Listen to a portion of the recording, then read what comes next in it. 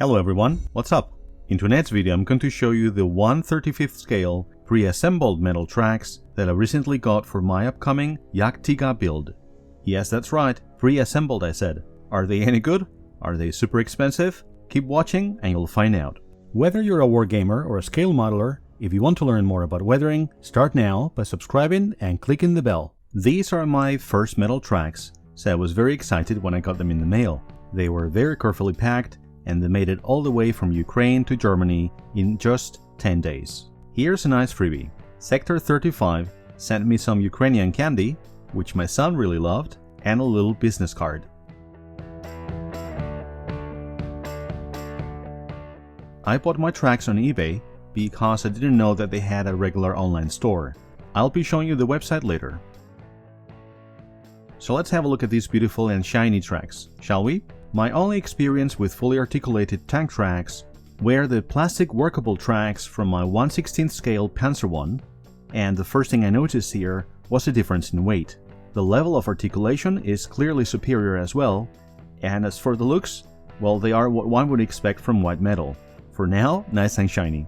Bear in mind that these are the first metal tracks that I own, but my first impression was that the level of quality in display was really superb.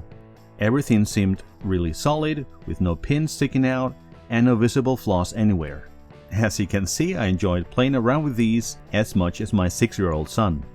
The tracks also come with some individual links, of course, and with some wire. There's a total of 12 links, which should allow me to fit these to my Tamiya 1/35th model and also to have enough spare metal tracks for the exterior of the tank. Let's now have a closer look at the tracks. Here you can see for yourselves the workmanship level.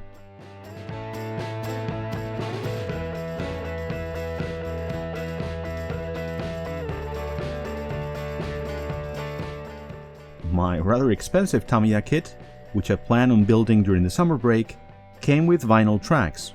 I thought a side-by-side comparison of these with the Sector 35 ones might be interesting. So here you have the vinyl tracks first of all, which are very detailed for a rubber-like product, and they seem super easy to attach.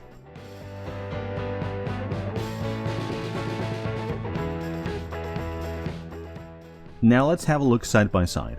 As you can see, the Sector 35 metal tracks are shorter, so I will need those extra links provided. In terms of the level of articulation and overall realism, there is really no comparison. The metal tracks will give you the natural sag of real tank tracks, whereas the vinyl ones obviously will not. If we look at them really up close, we can see that the Tamiya tracks do a really good job in terms of detail. I was expecting something much more basic, but hey, it's Tamiya, right?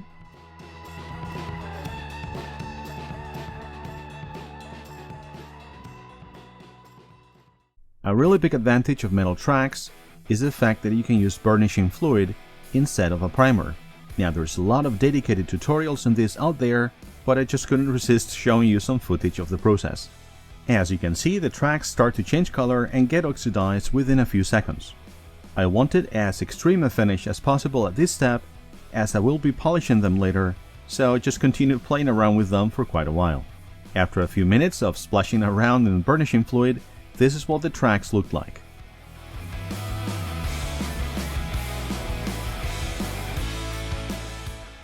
So anyway, let's talk facts.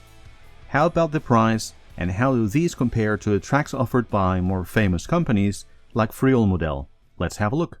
Friulmodel tracks are generally considered the benchmark for all metal tracks. The equivalent Friulmodel Jagdtiger tanks cost 30 euros with 11 euros of shipping to Europe. So for a European customer, that's a total of 41 euros shipped.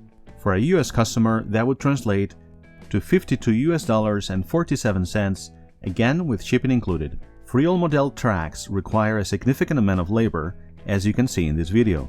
To begin with, before you put them together, every pinhole will have to be drilled, and there will be some sanding involved. Like with the workable plastic tracks of my Panzer I, we're talking about a substantial number of hours.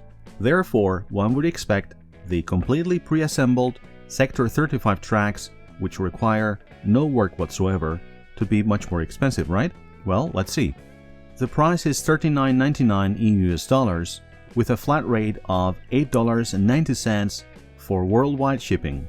This means that for a US customer, we're talking about $48.89 in total, which is in fact $3 cheaper than the Friulmodel equivalent. For a European customer, like myself, the Sector 35 tracks would cost 40 euros with shipping, which is €1 less than Friulmodel. So what are my conclusions? Well, so far I'm very impressed with these metal tracks, which I really enjoyed burnishing, and I'm really looking forward to the Jagdtiger build because of these.